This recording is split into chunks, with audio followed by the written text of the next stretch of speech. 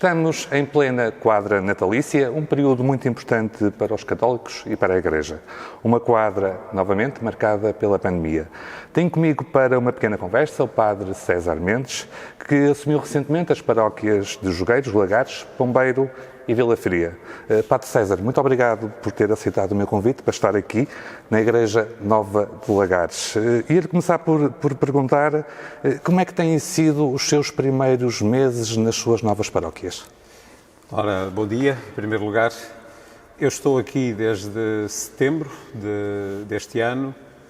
Entrei em Jogueiros no dia 11 de setembro e depois nas outras três paróquias no fim de semana seguinte, 18 e 19.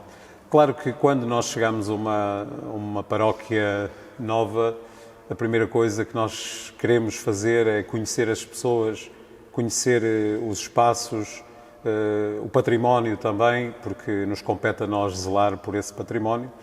E, obviamente, que todo o trabalho inicial é um trabalho de partir pedra, como nós costumamos dizer.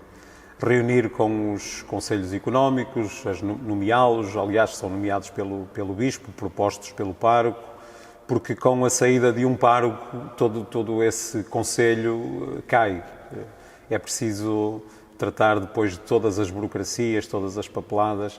Então, conselhos económicos, conselhos pastorais, é o arranque do novo ano, a catequese, reunir com catequistas, reunir com as forças vivas, digamos assim. Que coincidiu também com o arranque do ano letivo e com o arranque da catequese, portanto, a sua nomeação, não é? Tudo isso que é necessário, toda a logística que é necessária de distribuir os grupos de catequese, fazer horários, comprar material de catecismos, material de apoio, tudo isso é necessário. É sempre um arranque um bocadinho difícil, perdão, porque nós acabamos por não conhecer as pessoas. Eu já tinha sido pároco de Jogueiros 2012 a 2014. Mas, de qualquer maneira, 7 anos depois, a realidade acaba por mudar um pouco. Aqui são realidades novas, Lagares, Pombeiro e Vila Fria. Já estão estas paróquias entregues há muito tempo à Congregação da Missão, aos padres vicentinos. Mas, de qualquer maneira, para mim, é uma experiência completamente nova. Estou a entrar de novo.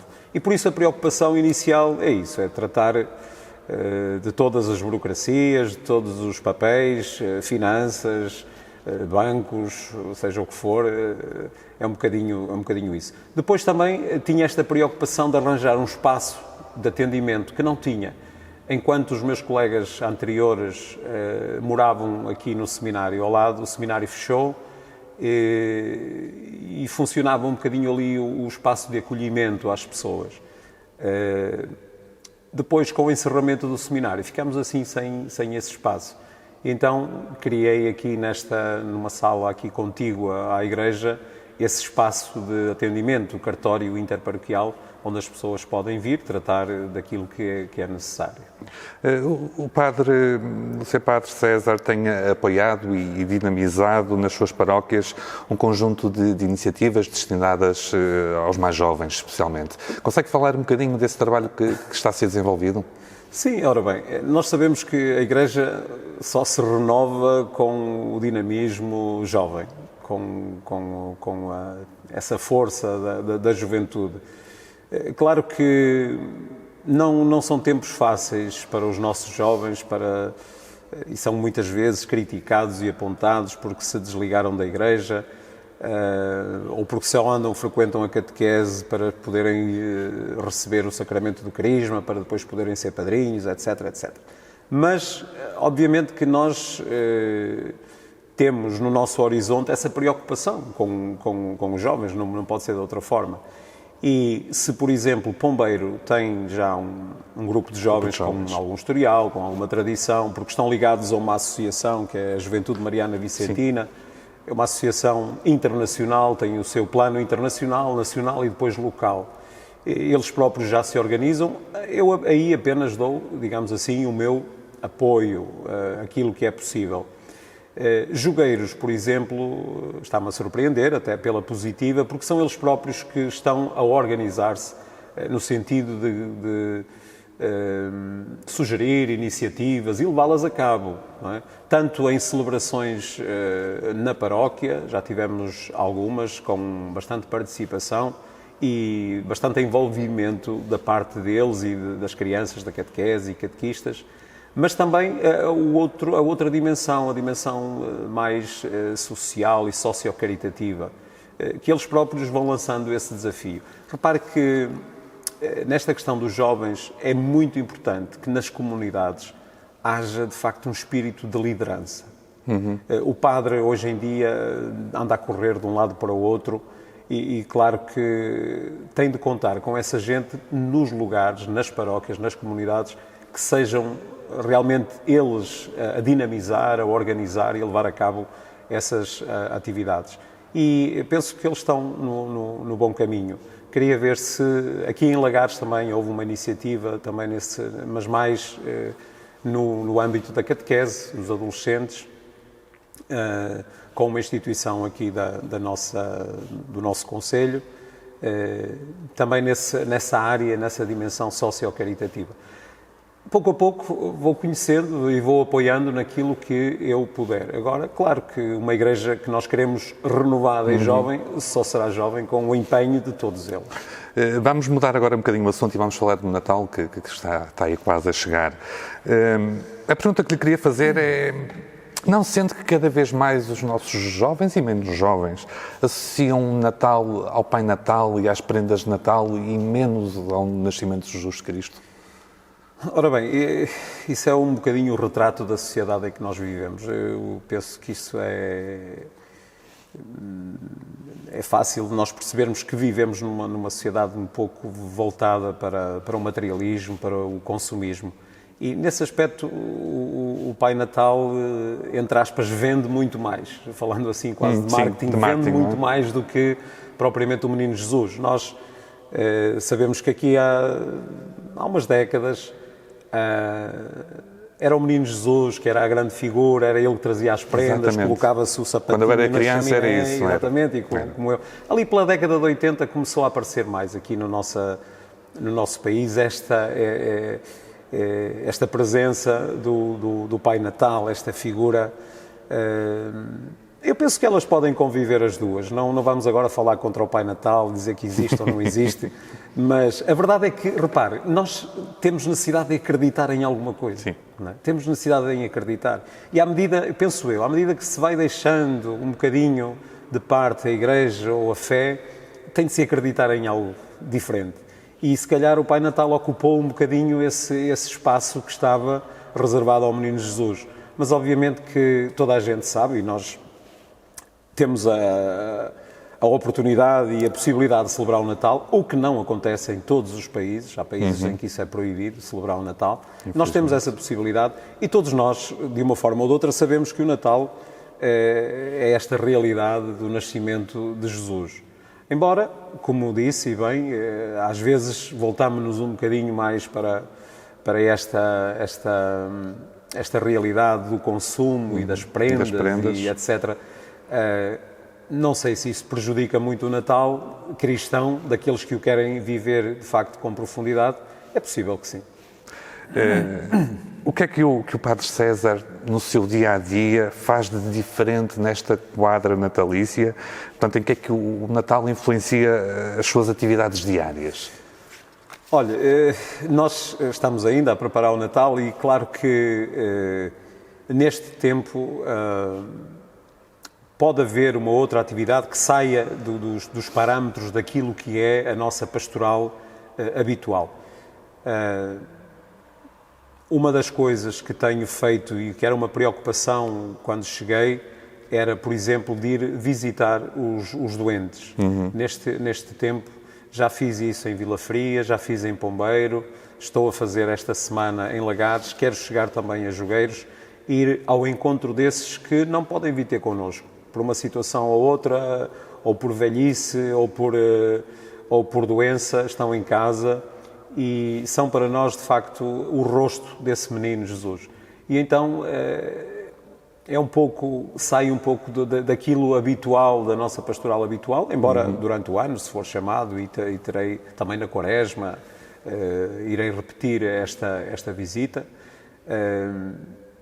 Claro que é sempre um tempo especial. É um tempo especial e é, digamos assim, também uma atividade, não vou dizer que é extra, porque não posso dizer isso, é uma atividade que faz parte da nossa missão, mas que neste tempo particular nós colocamos muito mais empenho, muito mais dedicação nessa área, de ir ao encontro daqueles que não podem vir ter connosco. Temos também, andamos nesta fase, ajudamos-nos uns aos outros, os párocos aqui de toda a vigararia de Felgueiras, nas confissões, vamos a uma paróquia, vamos a outra, depois os outros vêm às nossas paróquias e andamos nesta colaboração também pastoral que é muito bonita e que é necessária, que são as confissões de preparação para o Natal. Muito bem. De resto, a nível pessoal, olha, em termos de familiares, nunca fui muito habituado a esta coisa de ir às prendas e esta preocupação de trocar prendas na noite de Natal. Gostava, ainda tenho a minha mãe viva e gostava de passar a consoada à noite também com a minha família, aqueles que for possível estarem lá, reunirmos em casa. Mas, claro, são dias em que não posso estar também muito próximo da família, porque tenho uma família muito maior, que são estas 4 paróquias que me estão confiadas. É muita gente. É muita gente. Uma pergunta sobre a pandemia, que já se prolonga há 2 anos, e este vai ser o segundo Natal que vamos celebrar com algumas medidas de restrição. Como é que a Igreja se tem adaptado a esta nova realidade e às restrições que temos vivido nos últimos quase 2 anos? Tem sido difícil? Tem sido, foi difícil, penso que agora não está tanto, porque houve um abrandamento nessas medidas, mas a Igreja teve de se sujeitar a tudo aquilo que foram as restrições. Aliás, até começou primeiro. Eu lembro-me que, quando comecei a ouvir falar da pandemia em Portugal, eu estava nos Estados Unidos, numa missão junto a uma comunidade portuguesa. E os meus colegas daqui, através das redes sociais, iam colocando, iam conversando, começou a haver uma série de restrições aqui em Portugal e eu vim mesmo naquela altura em que cortaram as passagens, foi mesmo 2 ou 3 dias antes. E depois, claro, fui-me apercebendo, de facto, desta realidade da pandemia. Acho que a Igreja até se adiantou um bocadinho nestas normas. Agora, claro, que cortou-nos um bocadinho aquele ritmo que nós temos de celebrar a nossa fé, de convivermos. Penso sobretudo na questão dos funerais, por exemplo. Chegou a celebrar algum funeral com aquelas restrições familiares? Cheguei. E o que é que se sente das pessoas, dos familiares? Olha, é muito estranho, porque isto acontece de repente e quando nós vemos chegar um carro funerário à porta do cemitério, ali com 3 ou 4 pessoas, ninguém mais, não haver aquela possibilidade de se despedir, uma despedida digna de alguém que partiu, de um familiar, de um amigo, isso mexeu muito com as pessoas e de certa forma também com a Igreja, obviamente, com as comunidades, com as paróquias, porque sentíamos assim um pouco de pés e mãos atadas, sem saber o que fazer.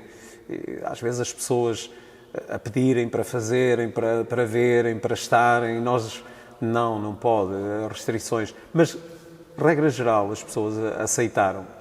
Que remédio, não é? Sim, todas também. Essas restrições. Neste momento, e penso que a Igreja é exemplo disso, na forma como encarou a pandemia e como assumiu tudo aquilo que são as normas de higienização, de distanciamento, etc, etc.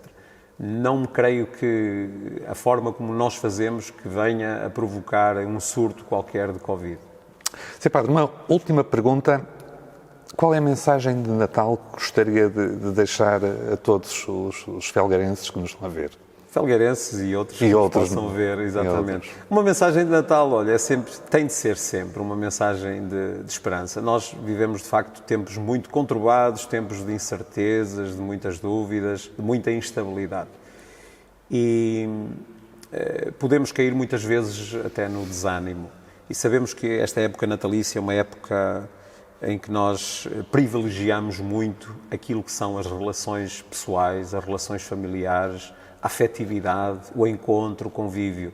E a pandemia veio-nos dizer exatamente e veio-nos mostrar que isso é importante. porque nós tínhamos isso muito assumido, com muita naturalidade, mas o facto de muitas vezes ficarmos limitados ou até proibidos desse contacto, desse convívio, a pandemia veio dizer-nos que isso é muito importante. E o espírito de Natal passa exatamente por aí. E por isso exige de nós alguma criatividade para não perdermos aquilo que é essencial, de facto, no Natal. Aquilo que eu lanço a todos os felgueirenses e a todos aqueles que nos possam escutar, que de facto não se deixem perder naquilo que são as confusões do Natal.